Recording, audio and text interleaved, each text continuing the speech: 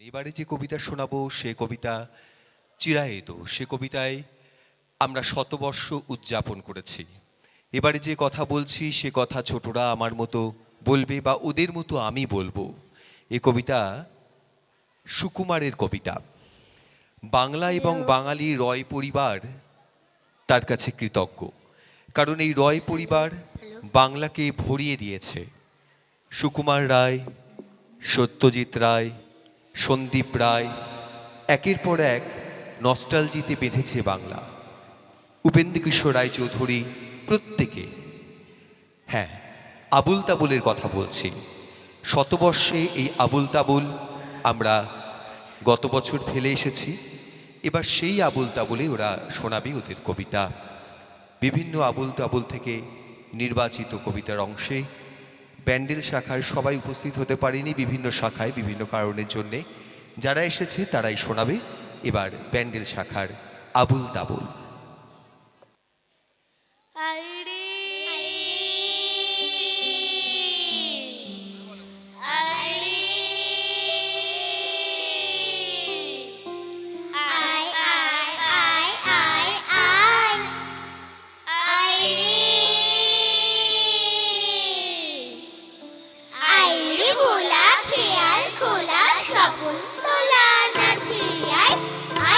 পাগল আবুল তাবুল